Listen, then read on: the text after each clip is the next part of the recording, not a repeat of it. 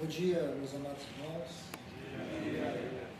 Alegria imensa nesse dia, confiados unicamente na graça do Senhor. Quero convidá-los a abrir suas Bíblias comigo, aqui em Provérbios, capítulo 10.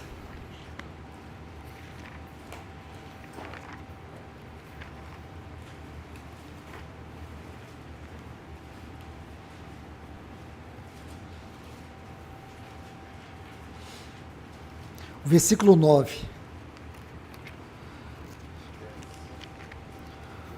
Provérbios, capítulo 10, versículo 9.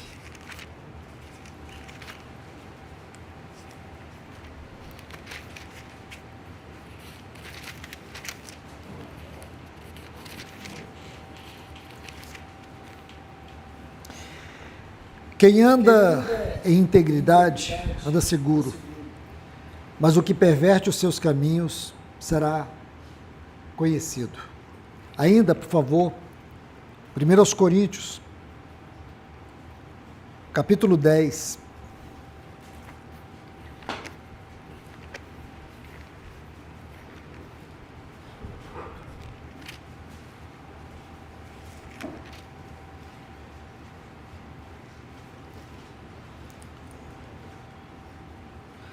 Versículo 12. Por isso, aquele que pensa que está em pé, veja que não caia. Vamos orar. Bendito Deus, amado Pai, é no grandioso e poderoso nome do Teu Filho Jesus que nós estamos aqui reunidos. Senhor, o desejo do nosso coração é que o Senhor nos encontre na Tua Palavra. Que o Senhor possa vir ao nosso encontro nesta manhã. Não apenas revelando o Teu coração, mas revela o nosso coração na luz da Tua Palavra. Para que o Senhor possa corrigir em nós tudo aquilo que não Te glorifica e aonde em nós o Senhor não está sendo glorificado. Nos ajude, Senhor, mais uma vez.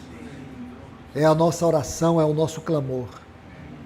E isso te pedimos em nome de Jesus. Amém.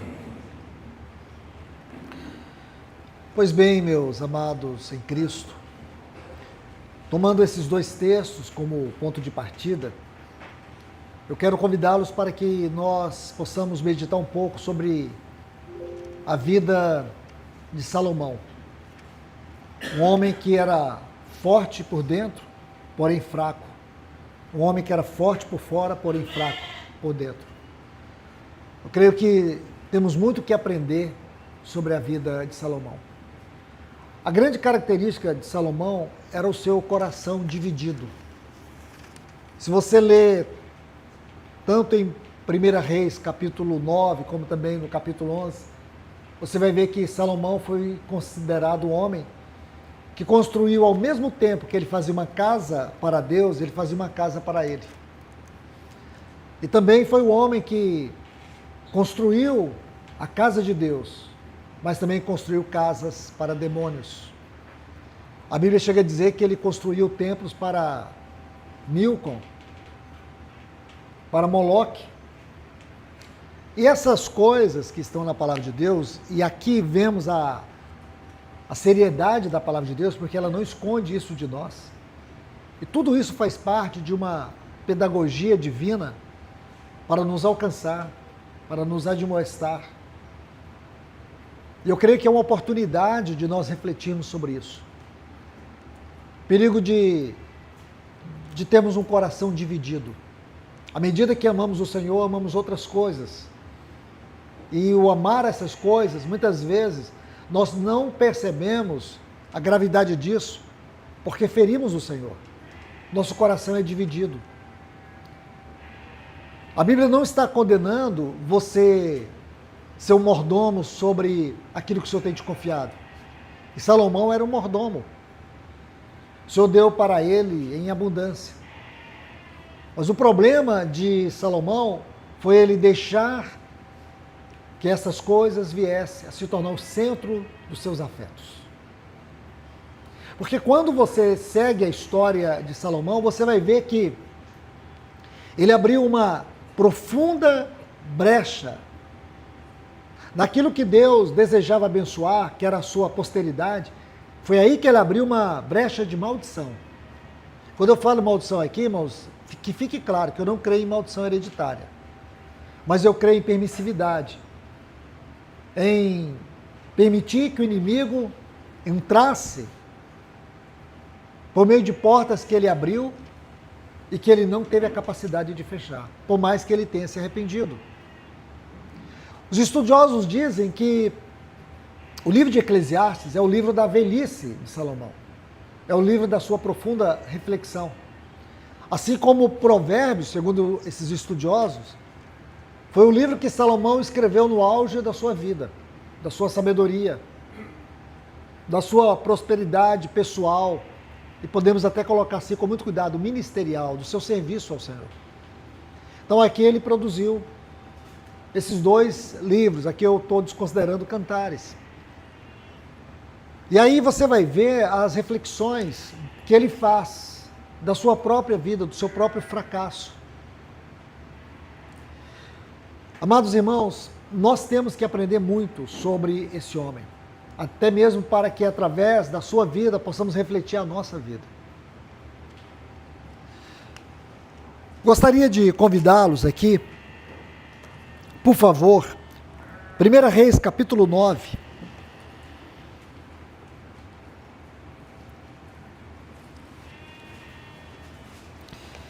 Se você lê, e nós não iremos fazer isso, mas fica como que um encorajamento para os irmãos. Se você ler aqui o capítulo 9, os versículos 1 a 9, você vai se lembrar muito bem que Deus, ele vai julgar a nação de Judá. Porque depois de Salomão, o seu filho Roboão se torna o rei, e aqui o reino de Israel se divide em dois, reino do norte e reino do sul. Já como consequência dos pecados, pecados que não foram tratados, arrependimento que não ocorreu. Então nós vemos aqui um caminho aberto para que o mal prevalecesse sobre o povo de Deus. Só que a questão é muito mais séria. É sobre o testemunho de Deus. Porque nunca foi sobre nós. É sempre sobre o testemunho de Deus.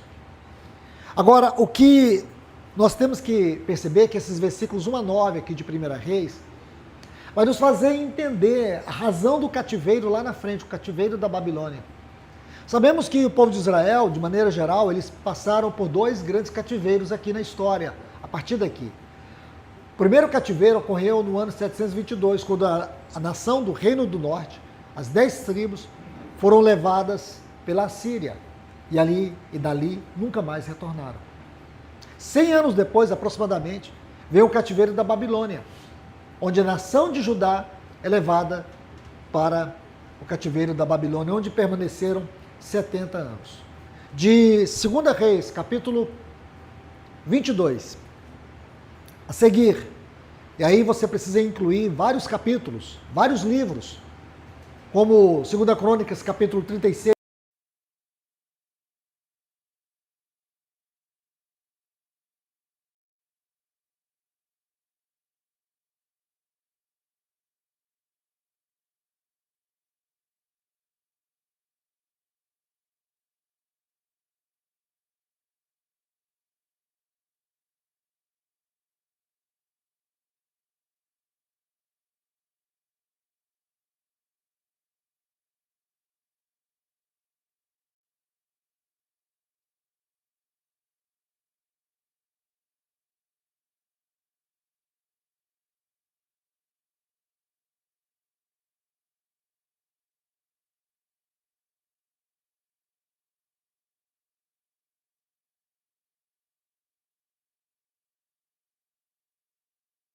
rei, e tudo que desejara e quisera fazer, apareceu-lhe o Senhor segunda vez, como lhe tinha aparecido em Gibeão.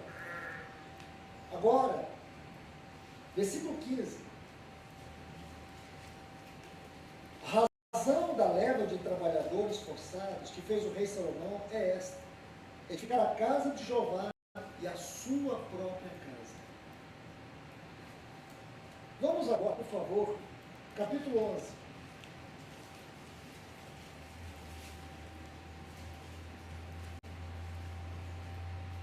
O versículo 4 diz: sendo já velho, suas mulheres perverteram o coração para ser coisas, e o seu coração não foi perfeito, não foi completo para com Jeová, seu Deus. Versículo 9: Jeová irou-se contra Salomão por ter o seu apartado, separado de Jeová, Deus de Israel, que 2 vezes lhe tinha aparecido. Aqui, meus amados irmãos, nesses poucos textos que lemos, dá para nós ter um vislumbre de tudo aquilo que compreendeu a vida de Salomão. Um homem que foi separado por Deus. Um homem que, na sua primeira fase de vida espiritual, ele era intenso com Deus. Deus deu a ele riqueza, Deus deu a ele sabedoria, Deus deu a ele por 2 vezes, aquelas aparições de Deus.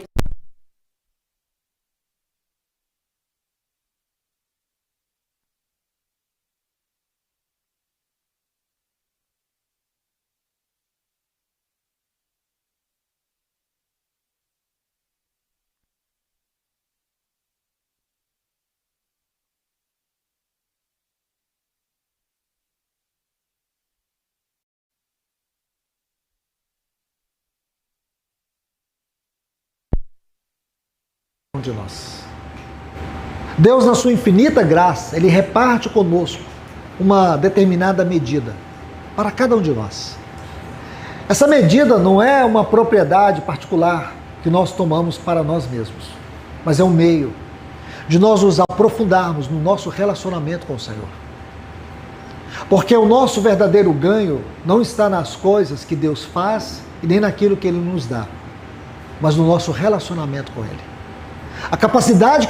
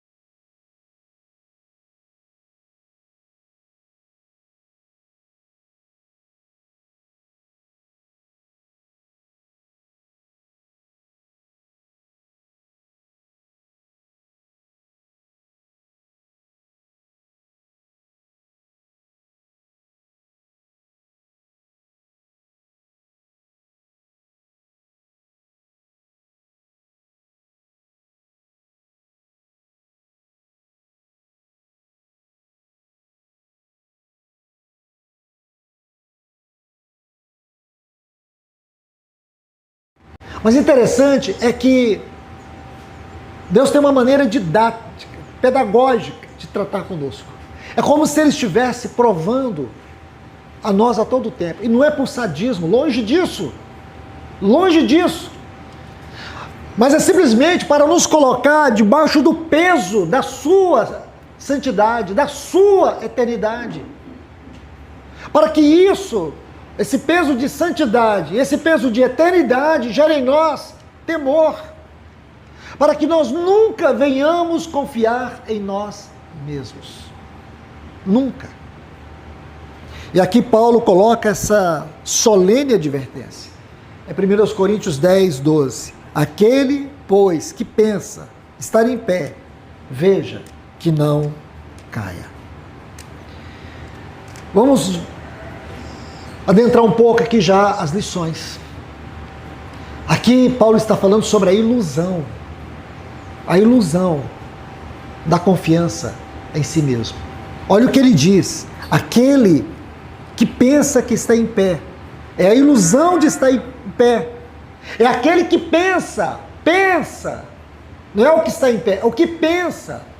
Não ignore essa palavra, porque a gente ouve muitos dizerem assim: olha, aquele que acha que está em pé, aquele que está em pé. Não ignore essa palavra pensa, porque ela é a chave, ela é o coração desse texto. Olha o que ele diz aqui: aquele que pensa. Aqui ele está falando da ilusão da estabilidade. A ilusão da estabilidade é quando eu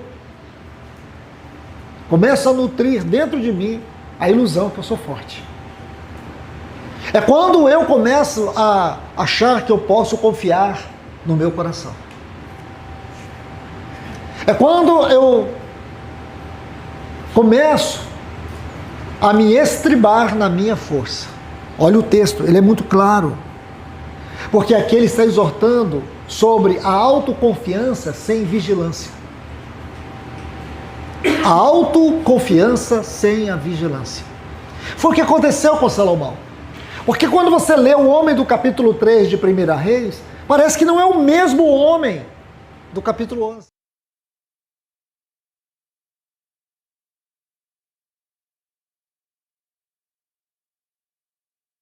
Perspectiva, você vai entender exatamente, você vai ver a riqueza, a grandeza, a altura, a profundidade do livro de Eclesiastes.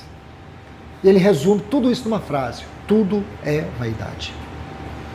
Tudo é vaidade. O inimigo, ele sabe muito bem como desenhar o caminho que vai nos levar para o inferno ou nos tirar da presença de Deus. E a gente faz concessão com tudo. Com tudo, irmãos. Leve isso diante do Senhor. Nós fazemos concessão com tudo. Essa é uma lição que nós não podemos ignorar. O orgulho espiritual é que nos leva à ruína, ao fracasso moral, ao fracasso espiritual. Antes de Salomão, eu vou colocar isso com cuidado e vocês saberão entender, porque não foi no seu tempo, mas foi na sua posteridade. Antes dele perder o reino, ele perdeu o coração. Antes de perder o casamento, o homem perde o seu coração. Sim, antes de você ter uma perda que vai te esmagar, vai te envergonhar, você tem que lembrar, você perde primeiro o coração. Isso tem que falar alto dentro de nós. Antes de Salomão perder o reino, ele perdeu isso na sua posteridade. O reino foi dividido. A idolatria permaneceu no reino do norte, governando as 10 tribos. Imagine isso.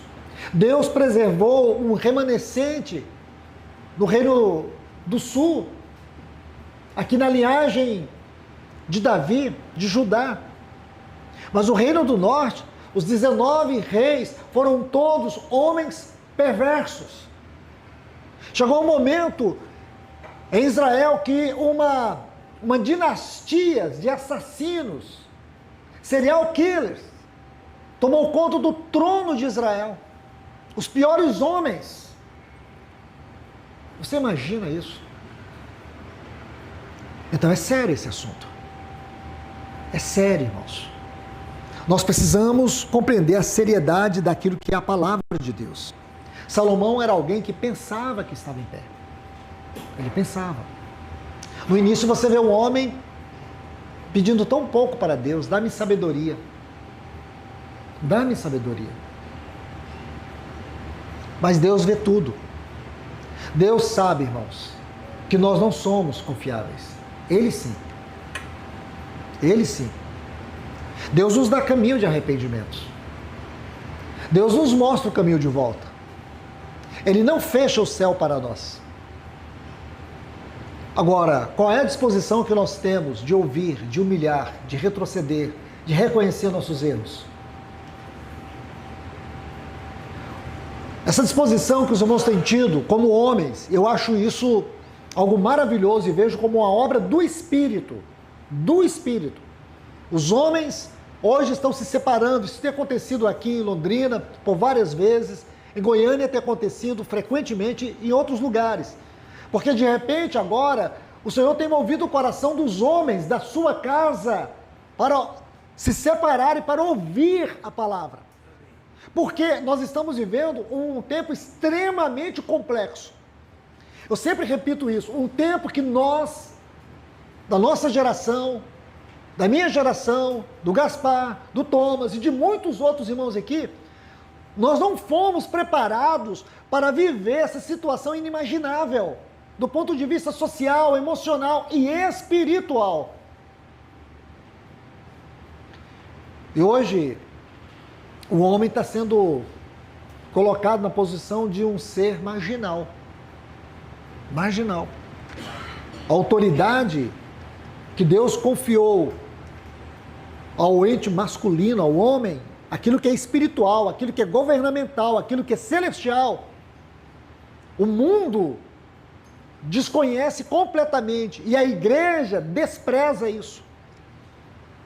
Então, nós estamos convivendo numa era onde nós somos um ser estranho, onde o nosso papel como homens, como servos de Deus, como aqueles que em nossos lares precisamos expressar a imagem de Deus no sentido de autoridade, no sentido do governo espiritual. Muitos homens estão perdidos na sua vocação masculina, no seu chamado celestial. Esse é um assunto que não está sendo tratado, e glórias a Deus que aqui os irmãos têm tido essa sensibilidade de ouvir o Senhor. Porque a situação é grave, irmãos. Nós não podemos acordar depois que a tragédia passou. As nossas esposas, eu coloco de maneira geral, embora eu sei que não é todas, mas de maneira geral, a gente que está numa ponta, eu sei que o Thomas entende isso muito bem, o Gaspar entende isso muito bem, o Ricardo, os demais irmãos aqui, os anciãos da casa do Senhor entendem isso muito bem. Na ponta que nós ficamos, a gente tem que lidar com situações que até alguns anos atrás nós nem imaginávamos. O empoderamento feminino, a omissão dos homens. É tão natural isso hoje, eu contava isso para o Ricardo, eu fui receber a visita de um jovem recém-casado. Então quando ele sentou na mesa, ele começou a falar muito da sua esposa, da esposa. Até aí tudo bem. Mas ele começou a falar, só que depois ele começou a dizer o que ela gostava, o que ela não gostava, o que ele estava percebendo e tal. Resumindo, ela já tinha dominado ele, já tinha colocado ele lá no cantinho da casa, na cadeirinha lá, e é tudo como eu quero, do jeito que eu quero, na hora que eu quero, e tem que ser assim, tal. E ele achando tudo bonito. Achando tudo normal, né? Ele era o chofer dela, ele era o empregado dela, ele fazia tudo. E eu perguntei para ele, você está feliz com isso? Eu falei, nossa, estou amando. Eu falei, é mesmo? É. Então você já compra um cabresto, né? Já compra uma sela de cavalo, porque ela vai montar, vai colocar um cabresto. E dá umas esporas para ela também, porque ela vai te esporar muito, viu, meu amigo? Esse não é o papel de um homem. Seu pai não te ensinou isso, não? Nós estávamos conversando outras coisas, irmão, mudamos o assunto. Ele achando tudo maravilhoso. Irmãos, é uma coisa muito sutil e ela não percebe o caminho que ela está tomando. Porque essa é uma doença espiritual que está hoje sobre todo mundo, deformando o caráter das mulheres. E à medida que deforma o caráter das mulheres, porque o homem só quer duas coisas na sua casa. Vocês podem não concordar comigo, mas vai mexer com vocês. Sabe o que o homem quer? Primeira coisa que ele quer, irmãos, ele quer paz. Não é verdade? Às vezes ele prefere perder a razão em nome da paz. Ele quer ter paz. Ele quer ter sossego. Ele só quer isso. Ele só quer ter isso. Ele quer ter esse sossego, ele quer ter a paz. A mulher, ela quer ter intimidade. Isso define muito a mulher. O homem, se ele chegar em casa e tiver paz, e tiver respeito, só isso, ele já está feliz. E a grande questão hoje dos casamentos é porque o homem, ele é ferido em dois pilares da sua vida. A paz. Porque a paz, debaixo da paz, tem muitas camadas. Tem esse sossego, tem a tranquilidade, tem o seu prazer. Ele fica feliz de ver a paz na sua casa, de ver a esposa feliz, os filhos felizes. Ele trabalha para isso. Ele trabalha para dar o conforto, para dar segurança. Isso é uma paz. Mas ele quer ser respeitado. E quando ele não é respeitado, ele não tem essa paz, ele começa a entrar em convulsão emocional. Ele se torna agressivo. Ele se torna indiferente. Quando esse comportamento perdura dentro da casa, o homem, ele conscientemente, ele começa a viver uma vida paralela. Ele começa a procurar o prazer em outras coisas.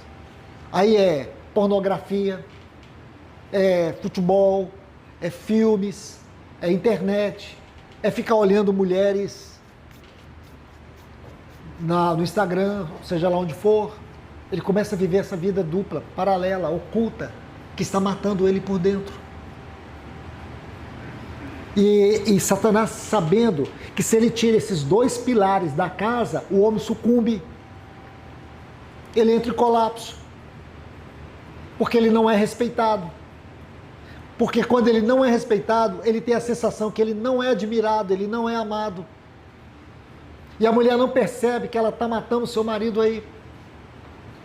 Ela começa a ficar individualista, ela começa a amar muito o seu trabalho, ela começa a ficar em torno de família. Quando eu falo de família, é exclusividade. Não é mais o seu marido. Se concentra extremamente nos filhos, seu marido sempre é secundário. É claro, irmão, você deve estar pensando, mas as irmãs tinham que estar ouvindo isso. Mas, bom, eu estou falando aqui para vocês. É o lado nosso aqui. Então, esse é o ponto. É aí que Satanás trabalha. É aí que ele vai te trazer a instabilidade emocional. Um homem instável, emocional, ele é uma presa vulnerável para Satanás tripudiar no seu coração. Compreende isso, irmãos? Nossos irmãos muitas vezes estão esmagados dentro das nossas congregações. E o homem, os homens, né? Muitas vezes, nem todos, mas eles têm dificuldade de falar de fraquezas. E o pior, a gente tem encorajado muito, eu sei que aqui em Londrina vocês têm isso, mas em muitas comunidades, os irmãos não desenvolvem relacionamentos profundos e verdadeiros. Então as pessoas ficam morrendo dentro de casa. E hoje, a estatística, ela é aterrorizante. O índice de divórcio entre cristãos hoje está na mesma proporção do índice de divórcio de pessoas não cristãs. Os casamentos estão acabando. Os jovens cristãos estão se divorciando cedo. É uma tragédia. E isso aqui é muito sério. Irmãos, nessa ponta que a gente fica, então a gente ouve muitos, e isso me ocorreu no nosso último encontro de homens. Então, um irmão com um casamento sólido se aproxima e diz assim: Luiz, como é conviver com a mulher na menopausa? Eu falei, meu Deus, esse curso, irmão, é o mais difícil, é pós-graduação masculina, onde só Deus pode ser o seu professor. O Espírito Santo tem que ser o seu mentor. E Jesus tem que ser toda a matéria que você vai estudar, irmão. É graça sobre graça. Mas num tom de brincadeira, eu estava ali com outro irmão e a gente começou a compartilhar com ele que nós havíamos passado por isso. A graça que a gente precisa ter. Mas aonde eu aprendi tarde, o quanto eu deveria, há muito tempo atrás, estar investindo numa vida muito mais profunda com o Senhor. Isso para mim foi uma grande lição, e é o que eu digo para todos os homens. A gente perde muito tempo com coisas triviais. Você precisa estar preparado para batalhas emocionais no seu casamento. Porque é aí que Satanás, ele vai vir te tentar, te derrubar. Porque você pensa, eu estou em pé, não vai acontecer comigo. Vai acontecer. Acontece com todos. Satanás sabe como preparar um terraço para nos derrubar. Então a gente fica muito preocupado com as ações do nosso cônjuge. Eu creio que nós devemos preocupar com as reações do nosso coração. E aqui é proteger o coração, é proteger os afetos, é proteger a integridade, é ser homens diante de Deus antes de ser homem diante da sua casa.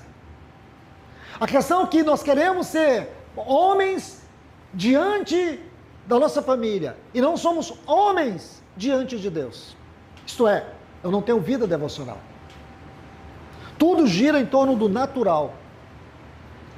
Amados, em Cristo, desde que nós somos salvos em Cristo, habitados pelo Espírito Santo, convictos de que no livro de Deus, no livro eterno de Deus, nossos nomes estão escritos, sabedores de tudo isso, então nós precisamos entender que há dentro de nós uma identidade celestial. O nosso padrão de vida tem que ser celestial. Eu não estou dizendo que você tem que viver como um anjo, mas você tem que viver de acordo com um padrão celestial, no temor do Senhor, governado por princípios da palavra. Desenvolver um relacionamento, em primeiro lugar, com Deus, com a sua palavra. Cultivar devoção espiritual, porque fora disso você não vai encontrar força em lugar nenhum. Aí, é fazer o que o mundo faz, terapia. Hoje é a palavra, né? Terapia. Vamos fazer terapia. Casais fazendo terapia. Contava hoje rapidamente para os irmãos na mesa do café, um casal que nos procurou para uma ajuda. Então a gente, mais ali no virtual, não tínhamos tido um encontro com eles porque os dois já estavam separados. Mas olha que coisa interessante, que lição preciosa o Senhor nos trouxe. Eles estavam gastando, em média, quase 14 mil reais, porque eles faziam terapia, pessoal, cada um com seu terapeuta, e depois eles faziam a terapia, os dois juntos. Então, olha o que eles gastavam com terapia. 14 mil por mês. Porque escolheram os melhores. Ok. Mas o dia que eles sentaram lá, para a gente ter uma comunhão, a gente entrou num ponto que é tão básico, irmãos, para nós.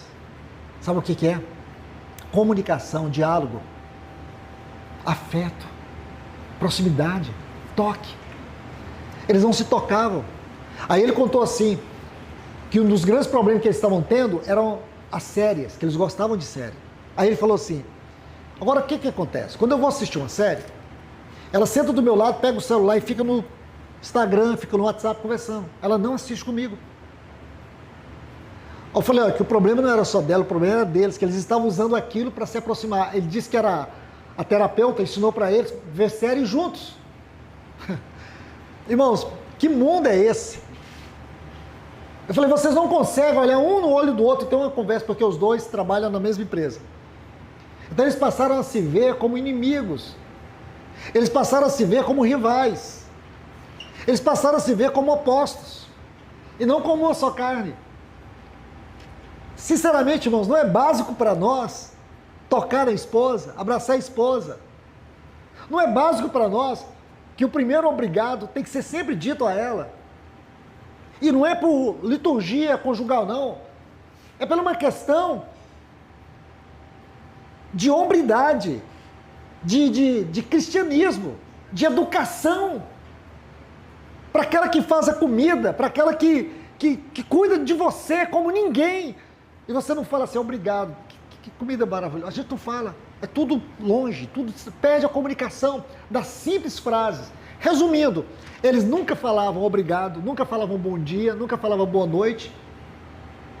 Começaram a se tratar como duas pessoas que trabalhavam na mesma empresa e que um tinha a ambição de derrubar o outro, porque eles descontavam no trabalho que eles não tinham na cama, que não tinham no quarto, o que eles não conseguiam ter de afetos. Então se colocaram como rivais. Irmãos, é um absurdo que muitos cristãos estejam vivendo isso. Que muitos homens não têm Essa vida com Deus, porque se você tem uma vida com Deus, é impossível que o Espírito Santo veja você num caos desse, ele não ilumine o seu coração. Mas aqui, as pessoas sempre na sua autossuficiência. Isso não acontece comigo. Não, está tudo certo. Você vai se acomodando em um pântano conjugal, em um pântano emocional, em um pântano espiritual, e acha que está tudo bem. E você começa a se esconder de trás do trabalho, se esconder de trás dos filhos, se esconder de trás de eventos, de viagens. Meus irmãos, e Satanás tripudiando, destruindo. Quando os filhos vão embora, ficam os dois divorciados, separados, sem afeto, sem amor, dentro de casa. Somos nós, homens. Somos nós que precisamos pegar o cajado de Deus e conduzir a nossa casa, conduzir o nosso casamento. Somos nós.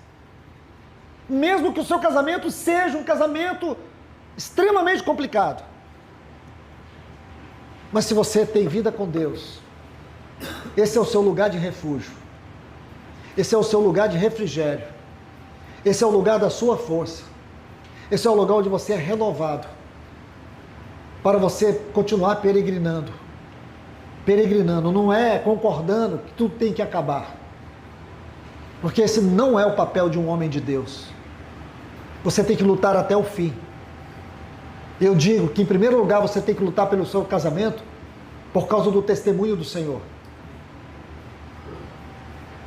Então vamos aqui, vamos nessa lição tão especial. Aquele que pensa está em pé. Nenhum homem é maduro o suficiente que não precise vigiar. Nenhum homem. Nenhum homem é maduro o suficiente para dizer, eu não preciso orar. E vigiar é orar. Vigiar é comunhão com Deus, a sua palavra. Vigiar é guardar o coração. Vigiar é manter o território protegido. Não permitindo que coisas moralmente nocivas entrem no perímetro. Vigiar é proteger a mente. Vigiar envolve muitas coisas espirituais e muitas coisas práticas sociais. Vigilância. Porque a vigilância precisa ser uma marca da nossa conduta. Você não tem que vigiar só naquele momento que você é tentado. Você tem que fazer da vigilância uma marca da sua conduta. A vigilância tem que ser uma atitude prática do seu comportamento como homem. A vigilância tem que ser uma virtude do nosso caráter espiritual. Então, ninguém é maduro o suficiente que não precise vigiar. Você nunca pode confiar na sua espiritualidade. Você sempre tem que desconfiar do seu coração. Vocês lembram do último estudo que nós tivemos aqui com os homens? Sobre a vida de Davi, o terraço de Davi e Batseba.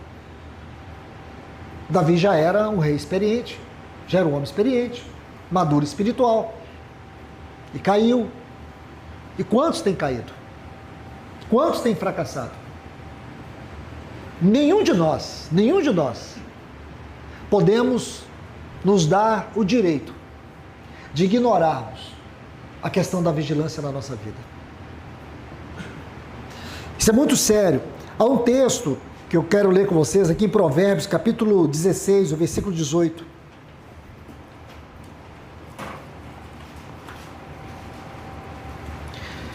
Esse texto vai nos dizer que quanto mais alto Deus nos leva, mais perigoso é acreditar que você não vai cair.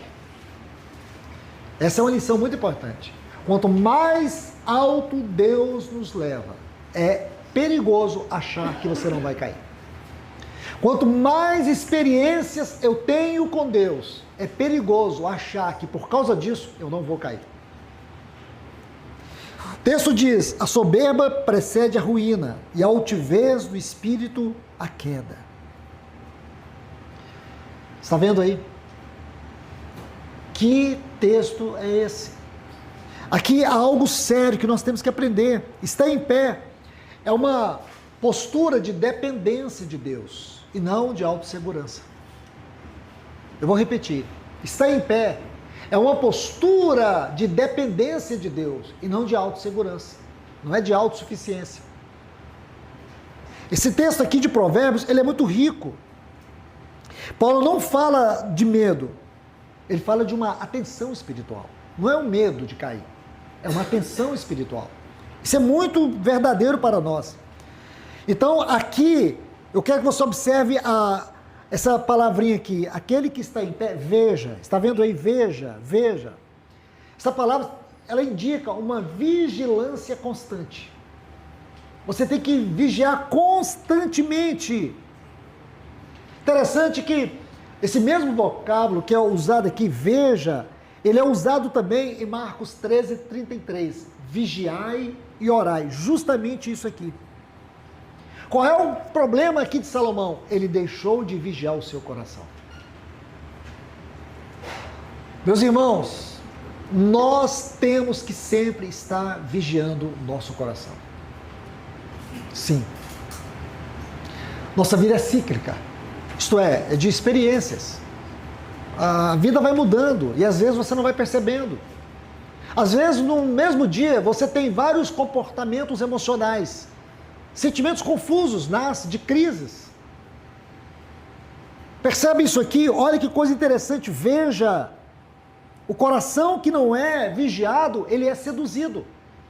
Quando você não vigia o seu coração, quando você não coloca segurança no seu coração, com certeza Satanás irá seduzi-lo. Nós nunca vivemos num tempo de tantas possibilidades, de tantas oportunidades, de pecar o tempo todo. O tempo todo.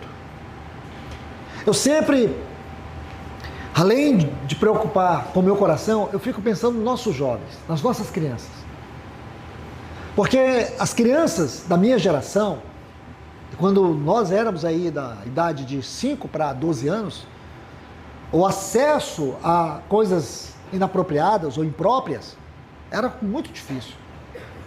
A gente era ensinado a não passar perto de banca de revista. Lembra disso? Banca de revista. Porque lá tinha revistas pornográficas. Imagine uma criança, em menos de 5 segundos, ela está dentro de um pântano onde estão ocorrendo as piores coisas. Nós estamos vivendo uma era de barbaridades, de absurdos, de coisas que você pensa, não, o homem não chegou no fim da sua iniquidade. Não é possível que essa pessoa foi capaz de fazer isso. Amados irmãos, é a própria revelação daquilo que é o coração humano. Entende isso? Não é o outro, é o meu coração. E aqui você percebe um coração que não está debaixo de uma constante vigilância. Ele é vulnerável a toda forma de sedução. Você precisa apenas de uma brecha para cair. Você precisa apenas de uma pequena fissura para cair, porque depois tudo vai ser escancarado, você não vai controlar.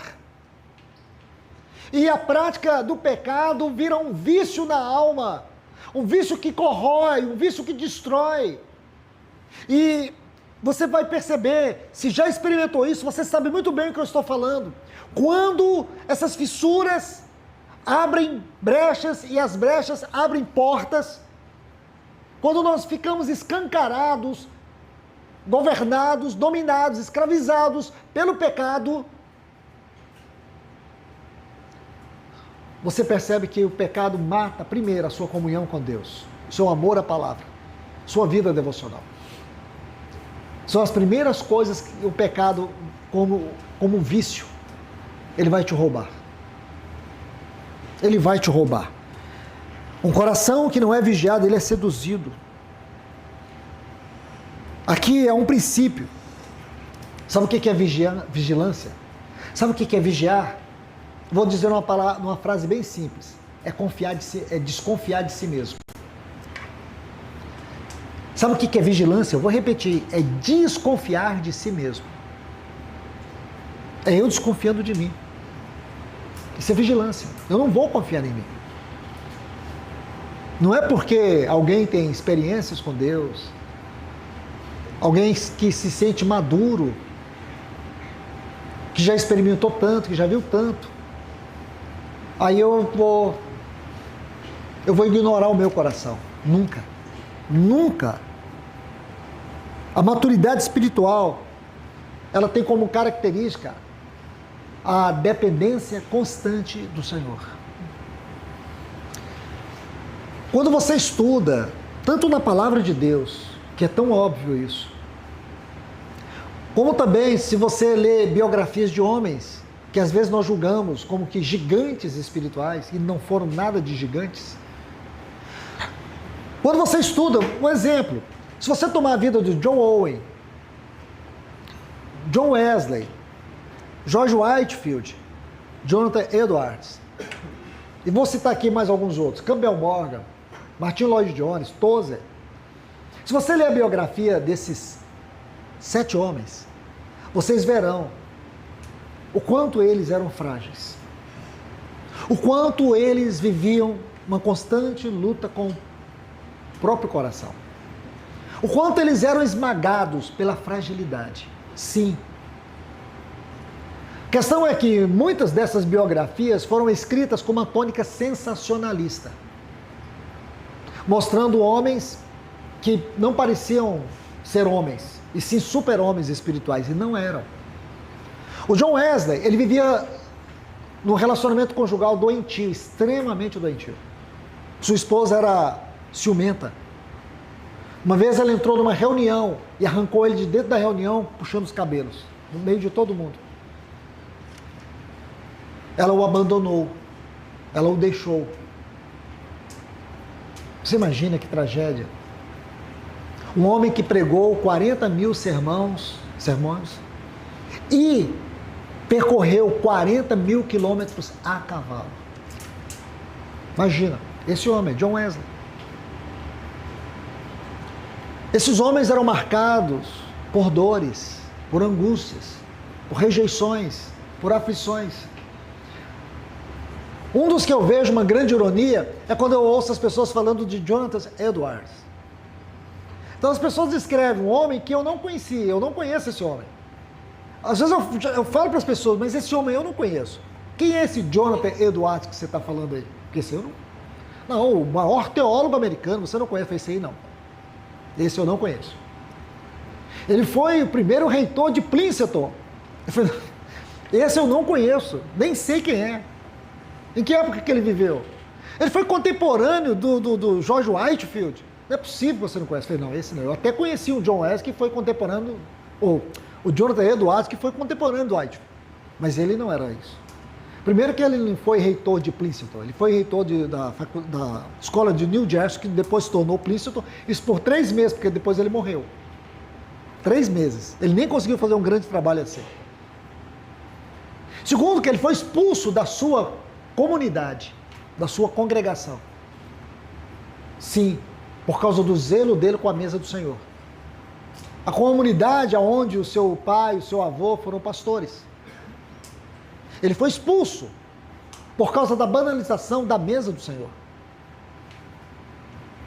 Eles não quiseram ele. Sabe para onde ele foi? Ele foi viver entre os índios moicanos. Ele perdeu uma filha já adulta. Viveu esmagado no anonimato. Os seus grandes livros que nós conhecemos hoje, ele escreveu quando ele não era ninguém. Ele não era nem conhecido. Ele não pregava para grandes plateias, ele pregava para os pobres e para os indígenas. Esse Jonathan Edwards eu conheço. O que fizeram com ele depois, tudo bem. E eu reconheço a envergadura espiritual dele, mas ele não escreveu a envergadura espiritual dele em grandes multidões. Estão falando de um outro homem. Compreende? Da mesma forma do Whitefield. Ele era um homem solitário, que viveu a vida toda debaixo de acusações, de desvios de dinheiro. Que ele não era um homem íntegro. Esses homens viveram debaixo de terríveis aflições e tribulações. Por que esses homens não desviaram? Essa é a grande pergunta. O Owen, já falei para vocês, ele enterrou 11 filhos. O John Owen, que as pessoas conhecem, é aquele que foi o chanceler, aquele que foi um homem influente. Quando ele era tudo isso, ele não era nada, ele não escreveu nenhum livro. Quando ele tinha uma alta posição no governo da Inglaterra. Mas quando ele perdeu tudo, quando ele foi para o anonimato, quando ele foi para as periferias, para as pequenas congregações, quando ele foi viver no meio de pessoas simples e humildes, enterrando seus filhos, foi aí que ele escreveu os seus grandes livros. Foi aí. Foi expulso da sua congregação, desprezado. Foi aí. Essa biografia ninguém conta. Ninguém conta. Qual a dificuldade que a gente tem, irmãos? De sermos homens esmagados por Deus, mas vivermos debaixo do peso da eternidade e manter os olhos no Senhor e não desviar por nada. Mesmo que o seu lar não seja um lugar onde você encontre prazer, paz e respeito. E você ser um homem, não é fiel só à sua esposa, em primeiro lugar, ser fiel a Deus. Porque quem vai nos julgar lá na frente não é a nossa esposa, é o Senhor. E depois você vai ver que tudo que você está fazendo, ou que você fez, não foi por ela, foi pelo Senhor. O homem que você deveria ser como esposo, em primeiro lugar, diz respeito você e Deus, e não você e sua esposa. Entende? É por isso que a gente não divorcia. É por isso que a gente não desiste. É por isso que a gente está lá sempre com o coração pastoral, amoroso, trazendo tudo de volta, cuidando. Sendo um homem, uma referência. Nós não seguimos o padrão do mundo, nós seguimos o padrão de Deus. E o padrão de Deus é o padrão de entrega. É o padrão da renúncia. Porque o padrão que Deus colocou para nós, Ele colocou para o seu Filho. E em primeiro lugar, isso não diz respeito a nós. Em primeiro lugar, isso diz respeito a Cristo. Que Ele, sendo Deus, Ele não tomou isso como uma segurança para si mesmo. Ele abriu mão. Ele abriu mão da sua glória. Ele abriu mão das suas insígnias eternas. Por causa de uma mulher. Por causa de uma família. Por causa de um lar. Uma mulher infiel. Mas ele é o padrão do homem fiel. Ele é o padrão do homem, do marido amoroso. Ele tem que ser o nosso padrão. Por isso que ele diz, eis aqui quem é maior do que Salomão. Ele é o nosso padrão, não é Salomão. Não é Salomão. Ele é a sabedoria de provérbio. Porque quando Deus deu para Salomão sabedoria, nós vamos encontrar no capítulo 8. Porque a gente sempre pensa assim, nossa, Deus deu sabedoria. O que você entende como sabedoria do ponto de vista divino? Um conhecimento intelectual? Uma capacidade intelectual? Espiritualmente falando, nunca. Isso aí é consequência. Mas a sabedoria que está ali no capítulo 8 de Provérbios, com as suas 7 colunas, essa sabedoria, ela é uma sabedoria personificada. Você pensa que Deus deu para Salomão foi uma sabedoria como sinônimo de capacidade? Em primeiro lugar, aquela sabedoria, ela não era uma capacidade, ela era um poder relacional. Era a capacidade que ele teria para se relacionar com Deus, depois com as outras coisas. Sabe o que ele fez da sabedoria? Ele fez um bem para si. E ele perdeu a conexão com Deus. E aí ele vai falar dessa sabedoria no capítulo 8. A sabedoria que ele perdeu. Entende? A sabedoria que João chama de verbo, chama de logos. Sabedoria do ponto de vista espiritual é personificada, é uma pessoa. É o que Paulo chama de Sofia, em Efésios capítulo 1. Aí é que está, meus irmãos. Porque o nosso padrão é celestial. Porque o nosso padrão é espiritual. Porque nós não somos como os demais. E não falo isso com soberba. Eu falo isso debaixo da misericórdia, da graça e do amor de Deus. Porque Ele nos redimiu. Nós éramos homens perdidos. Hoje nós não somos homens perdidos. Nós somos homens com uma luz celestial no nosso coração. Agora, o que eu vou fazer com essa luz? Como eu vou viver debaixo dessa luz? Eu vou transformar em trevas como transformou Davi, como transformou Salomão? Você me pergunta, se Salomão era o homem mais sábio do mundo, então por que ele fez todas essas coisas erradas? Aí está a explicação. Porque essa sabedoria não era capacitação, em primeiro lugar, ela era um relacionamento com Deus. Quando ele perdeu um relacionamento com Deus, porque, diga para mim, ele era tão sábio assim, do ponto de vista intelectual, como você imagina? Mas olha o tanto de provérbios que ele escreveu, consequência da sua vida com Deus. Você acha que ele ia construir uma casa para Deus, uma casa para ele? Ele iria construir templos satânicos? Milcom, como Moloque, eram deuses que a satisfação da adoração desses deuses era através de sacrifícios de crianças. Como que um homem tão sábio como Salomão não prestou atenção em Deuteronômio 17, que dizia que o rei não deveria juntar para si riqueza, cavalos, mulheres? Ele era sábio assim? A sabedoria aqui, em primeiro lugar, é espiritual. Porque Deus deu a ele a visão da sua casa. Deus deu a ele visão celestial. Por 2 vezes Deus lhe apareceu. Sabe o que é isso? Visão celestial. E você pensa que Deus só queria aparecer 2 vezes para ele? Não. Sabe por que Deus só apareceu 2 vezes? Porque o coração dele se dividiu. Ele deveria ter cultivado essas aparições de Deus na sua vida. A pergunta é, o que fez Deus desaparecer de Salomão? Percebe, irmãos? Aqui nós estamos vendo as coisas de forma mais microscópica. Aqui nós estamos analisando a tessitura das coisas. Isso é sério. É quando Deus vai se afastando. Você encontra 2 aparições para um homem como Salomão, que tinha sabedoria, uma sabedoria divina. Sabedoria divina. Um homem que Deus abriu os céus para ele. Um homem que proferiu tanta sabedoria em termos de palavras, de advertências. Como ele pôde cair tão fundo? Tão fundo. Só você ler 1 Reis, capítulo 11. Vamos aqui só passar por cima, né, irmãos, que não dá tempo. Olhe bem.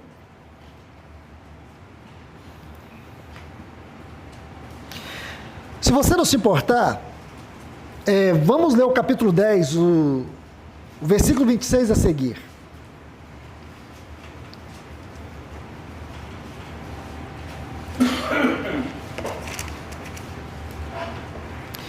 Ajuntou Salomão carros e cavaleiros. Tinha 1.400 carros e 12.000 cavaleiros, que distribuiu pelas cidades de carros, e junto da pessoa do rei em Jerusalém. O rei fez, capítulo 10, a partir do versículo 26, de 1 Reis. O rei fez abundar em Jerusalém a prata, como pedras, e os cedros como sicômoros, que está em Cefelá. Os cavalos de Salomão eram trazidos do Egito. Agora vamos para o capítulo 11. Olhe bem, olhe como começa o capítulo 11. Além da filha de Faraó, ele casou com uma mulher mundana. E coloque mundana nisso, porque aqui é um exemplo do Egito. É como se dissesse, ele casou com o Egito, porque esse casamento aqui é um casamento de aliança política. Entenda-se isso. É um casamento de aliança política. Amou Salomão muitas mulheres estrangeiras, mulheres moabitas. Nossa, irmãos, você sabe o que significa isso? Os moabitas, os amonitas, um povo extremamente perverso. Edomitas, sidônias e etéias, dentre as nações de que disse o Senhor aos filhos de Israel: não haveis de ir a elas, nem elas a vós, pois vos perverterão o coração para seguir os seus deuses. A estas, Salomão se apegou por amor. No hebraico, Essa palavra amor aqui envolve luxúria, envolve prazer. É uma maneira de dizer sodomia. Ele tinha 700 mulheres, princesas e 300 concubinas, e as suas mulheres perverteram o coração. Essa palavra perverteram aqui é muito forte. Fala de um desvio de caráter, um desvio moral. Aqui fala de perversidade moral. Sendo já velho, suas mulheres perverteram-lhe o coração para seguir outros deuses. E o seu coração não era maduro no Senhor. A frase aqui na tradução não está em conformidade com o texto hebraico, ela está próxima. Diz assim: e o seu coração não lhe foi perfeito para o Senhor. Não é bem esse o sentido no original. O seu coração não era íntegro. O seu coração não era maduro no seu relacionamento com o Senhor. Percebe aí a gravidade de tudo isso? Oh, meus irmãos, eu penso que aqui a gente precisa entender algo muito sério mesmo, sobre o nosso coração. Nosso coração não é diferente do coração de Salomão. Nosso coração é o mesmo. É o mesmo. Aquilo que Jeremias diz no capítulo 17, versículo 9. Enganoso é o coração, mais do que todas as coisas. É desesperadamente corrupto. Só o Senhor conhece o nosso coração. Só o Senhor sonda o nosso coração. Só o Senhor esquadrinha o nosso coração. Só o Senhor pode nos ajudar a vencer toda a malignidade que existe no nosso coração. Nosso coração é uma herança adâmica, caída. E aqui nós precisamos do Senhor.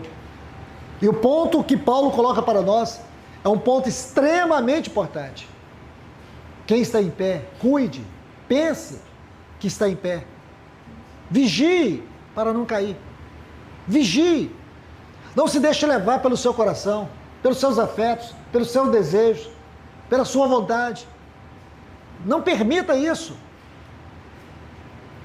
Esse é um fracasso de muitos. Quando nós falamos de avivamento, parece que a nossa oração é pedir que Deus faça uma mágica no meio do seu povo. De repente tudo muda. Meus irmãos, nunca Deus promoverá algo que não tenha como finalidade Ele mesmo. Não tem como haver algo profundo na nossa vida se não houver um arrependimento genuíno. Nós precisamos ter a coragem de confessar para o Senhor quem de fato nós somos, porque Ele já conhece. Não adianta você esconder, não adianta fingir, porque está tudo diante do Senhor. A história de Salomão vai nos mostrar justamente isso. O quanto nós estamos, muitas vezes, divididos do Senhor. Amamos o Senhor, mas amamos muitas outras coisas. Fazemos coisas para o Senhor, mas também fazemos muitas coisas que desagradam ao Senhor. Sabe o que é isso? Um coração dividido. Aí você vê que o Senhor irou contra Salomão por se ter o seu coração, sempre está no coração. Olha o que você veja aqui, que as mulheres perverteram o coração. No versículo 3, depois no versículo 4, diz que o seu coração não era maduro, perfeito para com o Senhor. Aí diz assim: irou o Senhor contra Salomão por ter o seu coração se afastado. Sempre está no coração, porque o coração fala da totalidade, da nossa personalidade, do nosso ser. É o que define você. A definição da sua vida começa com o seu coração, não é com a sua aparência. O que significa que ninguém conhece o coração de ninguém. E eu quero dizer que só Deus, e só Deus conhece você e eu. Só Deus. O que vocês conhecem aqui é só a imagem de uma pessoa. É o Luiz. Não é verdade? Se eu olho para o Lucas ali, eu conheço o Lucas. Mas só o Senhor sabe quem é o Lucas. Só o Senhor. Ele sabe quem é o Luiz. Sabe por quê? Porque o Senhor, Ele vê o coração. Ele vê quem exatamente nós somos. E aqui está algo, irmãos, que tem mostrado o fracasso de muitos. Essa vida caracterizada pela duplicidade. Isso tem consequências na nossa vida, no nosso casamento, no nosso lar, em tudo, na nossa vida espiritual. Tem consequências. Às vezes a gente acha que não tem. Tem, meus irmãos. Nós estamos vivendo, como eu já disse, tempo complexo, tempo difícil. Os apelos são grandes. A maneira como Satanás tem trabalhado para colocar o homem como um ser, um marginal. Tudo em nós está sendo questionado pelo mundo. Hoje sua mulher diz publicamente que ela é submissa ao seu marido, é um escândalo. Isso não é virtude. Isso não é aplaudido pelo mundo. Nós vivemos hoje nessa era de profundas trevas em nossa sociedade, mas nós temos que ser luzeiros. Eu e você temos que ser luzeiros. Nós temos que ser o testemunho de Deus, como homens. Como homens. É sempre meu encorajamento nas comunidades onde eu posso dizer para os irmãos, encorajá-los. Foque nos homens. Homens que verdadeiramente se recomponham no seu papel diante de Deus e diante da sua casa e diante da igreja. E nós teremos comunidades saudáveis, lares saudáveis. Nós vamos ter uma igreja forte no sentido da sua vocação. Una os homens. E às vezes a gente foca em tantas outras coisas. Porque essa é a grande urgência dos nossos dias na edificação da igreja. Porque aqui está uma gloriosa advertência sobre a vida deste homem, Salomão. E aqui eu quero aprofundar um pouco mais sobre isso, e a gente já está caminhando para o final. Vamos ler um texto que está aqui em Provérbios, capítulo 10, versículo 9.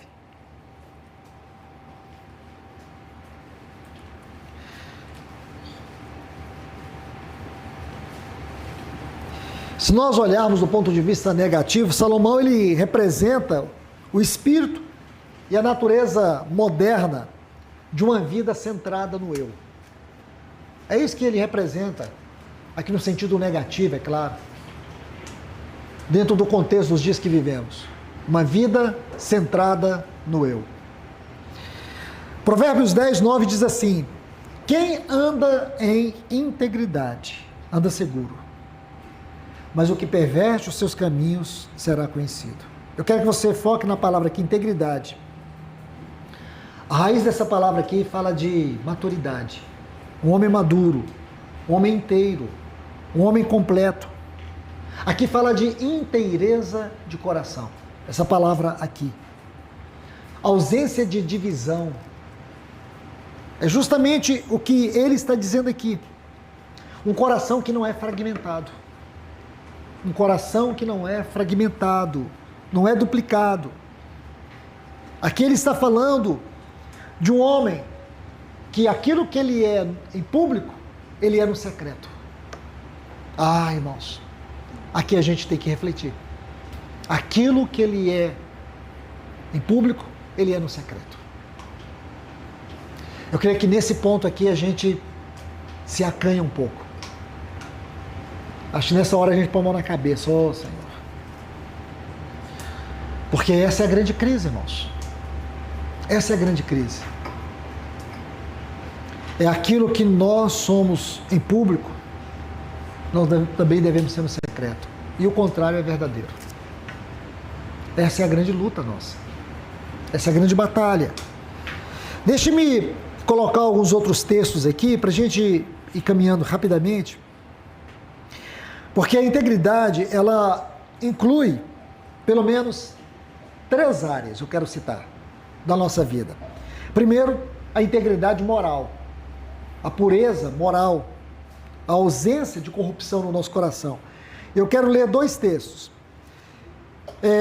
Vamos considerar como o primeiro esse que eu li aqui, Provérbios 10, 9, para a gente ganhar tempo. E o segundo, Provérbios 11, 3.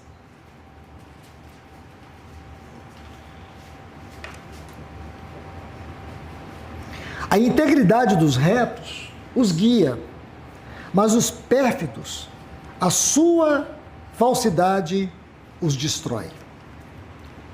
A integridade dos retos os guia. É como se ele estivesse dizendo, o nosso caminhar, a nossa conduta tem que ser de um homem íntegro.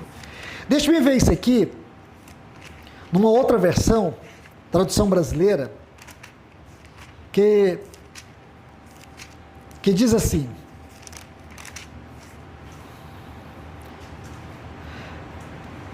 a integridade dos retos os guiará, mas a perversidade dos ímpios os destruirá. Então, esse paradoxo, ele é muito importante, não pode ser desprezado. Porque aqui você vê que há um paradoxo, a integridade dos retos e a perversidade dos ímpios. Então, um é um caminho e o outro é a destruição. Um caminho que guia. E sempre isso aqui do ponto de vista espiritual é ascensional. É um caminho que guia para o alto, que o guia em direção a Deus. O outro é um caminho de fracasso, de queda, de perversidade. Então a primeira integridade aqui, ela é moral. Vamos para a segunda, que é a relacional, que está vinculada às alianças, a fidelidade em aliança. Provérbios capítulo 20 e o versículo 7.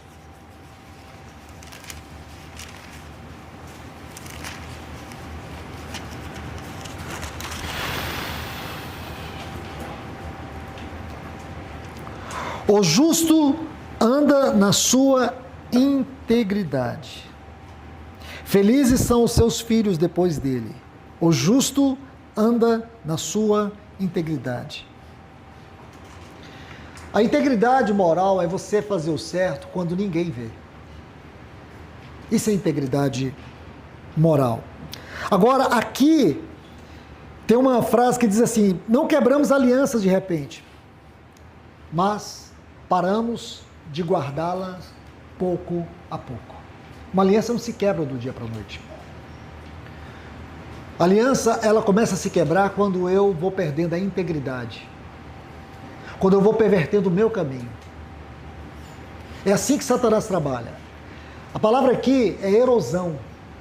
Uma erosão, ela não surge do dia para a noite. Ela vem lentamente. Então Satanás, ele vai criando erosões no nosso coração. E são essas erosões que vão ferindo a sua vida, a nossa vida por dentro. E aonde que ela vai atacar? Justamente nesse ponto central, que é a sua integridade. Porque a integridade é como que um terreno onde Deus nos encontra. Se Ele nos encontra íntegro, Ele tem comunhão conosco. Se nesse terreno da integridade nós não somos íntegros, Deus não tem como se encontrar conosco. O nosso encontro com Deus, ele é no coração, ele é no interior. O que reflete na nossa face, nas nossas palavras, na nossa mente, é a consequência desse encontro com Deus. O coração não é só um órgão físico. Ele é o centro da nossa vida, é o órgão mais importante da nossa vida. Ele é o ponto central da nossa vida. E Deus fez dele também um lugar espiritual. Então aí está. Terceiro, a integridade espiritual, que é a nossa devoção com Deus. Aqui temos que voltar para Provérbios 4. E eu falo isso aqui, a integridade no sentido espiritual, porque o coração, ele não vive sem o Deus. Se ele rejeita o Deus verdadeiro, com certeza ele vai procurar deuses falsos. Provérbios 4, 23 diz: sobre tudo o que se deve guardar, guarda o seu coração. Em outras palavras, Salomão está dizendo assim: o coração é o seu bem mais precioso. A palavra guardar aqui, ela tem uma conotação muito importante no sentido original. É guardar no sentido de máxima proteção, máximo empenho, máximo cuidado. É interessante, irmãos. Eu creio que vocês, mesmo não querendo, vão concordar comigo. Nós não temos guardado o nosso coração. Nós temos permitido muitas coisas nocivas entrar dentro dele. Mas não é só entrar, muitas coisas habitar. A gente não coloca filtro para o nosso coração. Tudo que envolve desejo, emoções, não importa em que esfera for, a tendência nossa é aceitar. E não é repelir. E como eu disse, essas coisas vão formando uma erosão interior, destruindo a integridade. Integridade moral, a integridade relacional e a integridade devocional. Essa cadeia aqui, onde a erosão passa, vai destruindo tudo. Vai destruindo a sua moral, vai destruindo o seu casamento e vai destruindo a sua vida espiritual. É assim que faz. É assim que o inimigo faz. Foi isso que ele fez com Salomão. Ele perverteu o coração dele. E aí, o que Salomão faz? Vai edificar templos satânicos. Eu sei que esse é um ponto que a gente nem gosta de mencionar. A gente sempre quer lembrar de Salomão como o homem que construiu o templo para Deus. Aquele que disse, os céus que são os céus não podem te conter, muito menos esta casa que eu edifiquei. A gente lembra disso. Que a glória do Senhor entrou na casa. Mas não podemos esquecer a verdade. A verdade que precisa falar alto ao nosso coração. Que Salomão representa, sim, os perigos de um coração caído. O homem que escreveu tanto sobre integridade, um dia ele perdeu a própria integridade. A integridade moral, a integridade relacional e a integridade espiritual. Meus irmãos, que o Senhor nos ajude. Eu gostaria assim de sugerir aos irmãos que nós tivéssemos um tempo de oração. Porque eu sei que, assim como eu, vocês julgam a seriedade desse assunto. Porque o inimigo, ele trabalha contra homens. E eu quero colocar isso com extremo cuidado. Espero que vocês entendam. Deus colocou o seu governo, a manifestação do seu governo, escolhendo homens. Isso está lá no princípio, quando ele chama Adão. Ele diz para Adão, dominai os peixes do mar, as aves do céu, os répteis da terra.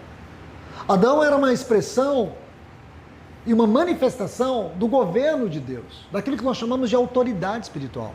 Ninguém é autoridade. Autoridade é só Deus.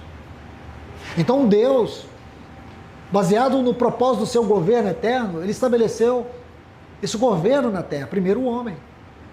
Isso não torna o homem melhor, porém coloca sobre ele uma carga de responsabilidade. E aí Deus cria a mulher, de uma maneira bem diferente, porque o homem Deus cria do pó da terra, e a mulher Deus tira do próprio homem. E Deus designa a mulher com qualidades incríveis, impressionantes. A mulher, sim, ela tem qualidades impressionantes que nós não temos. Eu creio que todos nós admiramos a fortaleza das nossas esposas, o papel delas, o papel feminino, é um papel vital na criação de Deus. Isso é indiscutível. Em nada a mulher, ela foi feita para ser inferior ao homem. Nunca foi o propósito de Deus. Nunca foi o propósito de Deus que na sua criação houvesse uma hierarquia de poderes, mas distinção de funcionalidades. Foi para isso que Deus criou homem e mulher. E essas funções, elas são complementares, porque elas se voltam para Ele. Mas quando veio Cristo, Ele vai nos mostrar que esse propósito ainda era muito maior na redenção do que na criação. Por isso que em 1 Coríntios, no capítulo 11, Paulo trata isso com tanta delicadeza. O lugar de Deus, o lugar de Cristo, o lugar do homem, o lugar da mulher. Então, Cristo, aquele que está encabeçado pelo Pai, o homem encabeçado por Cristo.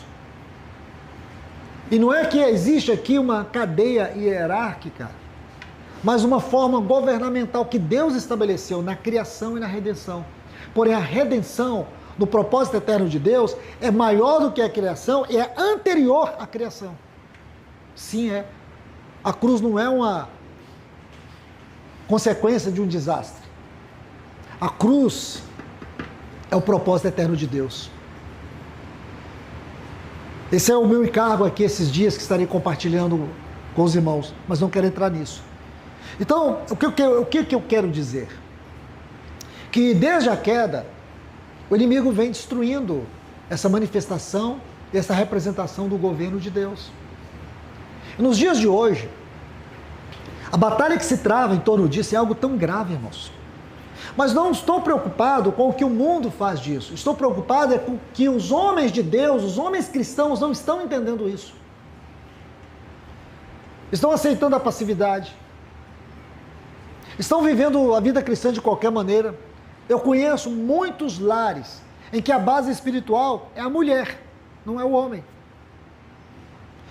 Eu não sou contra e creio que ninguém é um lar onde a mulher ela tem uma busca maior, porque ela também pode ter um tempo maior. Ela tem uma fome maior, isso não é problema. Tem muitos lares onde as esposas são extremamente sedentas, extremamente sensíveis. Isso é glória, isso é bênção. Eu não estou falando disso. Eu estou falando quem conduz, quem traz direção. Feliz é o homem que a sua esposa é aquela que sempre está dizendo para ele, temos que orar. É aquela mulher que diz, a gente está parando de ler a Bíblia aqui em casa, vamos voltar a ler. Feliz é o homem que tem uma esposa assim. Porque é uma tragédia quando o homem luta para edificar a casa e a mulher, ela vai na contramão. Não tem coisa pior. Eu digo para vocês, não tem coisa pior. Agora, estou falando de omissão. De não representar um papel divino que ele deu ao homem. Ele deu ao homem.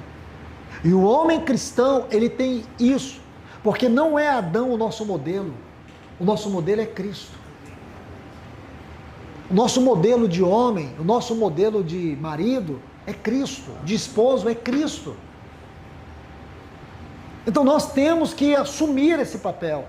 E por não assumir esse papel, veja a contradição de Salomão. Amém. Eu tenho segurança em dizer isso, que Salomão é um homem salvo no reino de Deus. Glórias ao Senhor por isso. Mas também eu não posso ignorar que na vida dele, pelos erros dele, nós temos muitas lições para aprender.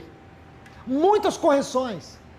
Tem muitos alertas que Deus deixou para nós hoje sobre a vida de Salomão.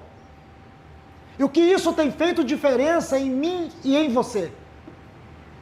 Como que nós estamos reagindo à palavra de Deus? Porque hoje, como eu disse, palavras que definem o homem, os dois pilares domésticos para o homem, é o respeito e a paz. Mas muitos estão fazendo dessa paz o lugar do sossego, do conforto, como aquele homem de Lucas, né? Que ele olha para a sua alma e diz para a sua alma, descansa, regala, não precisa se preocupar. Até que ele ouviu uma voz e diz assim, louco, se hoje te pedir a tua alma, o que tens, para quem será? Eu não estou falando desse conforto. Então, muito cuidado, irmãos. Porque nós, como homens de Deus, nós temos uma vocação celestial. Lembre-se disso. Você tem como homem cristão uma vocação celestial. E nessa vocação você foi chamado para expressar, para representar, para manifestar a autoridade de Deus. E se você acha que sua vida cristã é só crer em Deus e nada mais, você está completamente enganado. Você tem um papel diante de Deus, diante da comunidade e diante da sua casa, como homem cristão. Eu me atrevo a dizer isso e digo com muito respeito e cuidado. Isso por você ter nascido homem. Por você ter nascido homem. Por Deus ter escolhido você. Você tem. não só pela criação, mas pela redenção. Porque tudo que Adão perdeu, Deus nos deu em Cristo. Então que o Senhor ajude cada um de nós aqui em nosso papel, diante de Deus, diante da igreja, diante da nossa casa. Que Deus nos abençoe. Vamos orar. Pai, em nome de Jesus, Senhor, nós te bendizemos, nós te adoramos, nós te exaltamos, nós te glorificamos, porque o Senhor tem sido tão misericordioso para conosco. O Senhor está abrindo para nós, não é só o teu coração, o Senhor está abrindo o nosso coração, mostrando quem verdadeiramente somos. Somos esses, como Salomão, que temos todas essas disposições de um coração dividido, que se perde daquilo que o Senhor confia. O Senhor nos ajude. Nos ajude, Senhor, para que nós não venhamos cometer os mesmos erros ou outros piores. Abra os nossos olhos para que nós vejamos qual é a nossa vocação. Como homens diante de Ti, diante da Tua casa e diante do nosso lar. Ajuda-nos, Senhor. Que esta palavra, ela como uma espada, perfure o nosso coração nesta hora. Nós te pedimos em nome de Jesus. Amém.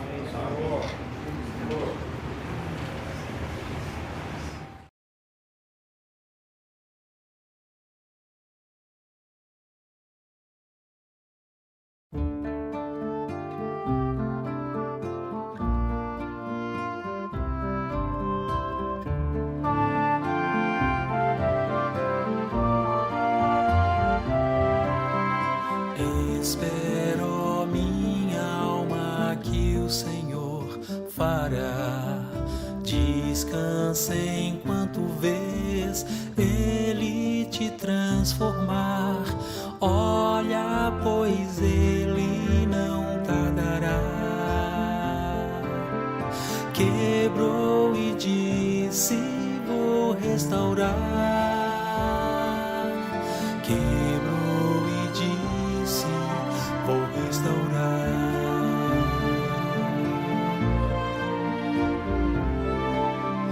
Meus pensamentos, meu ver e entender, minhas forças, meu alto confiar, orgulho e toda a independência do meu ser não mais vão me impedir.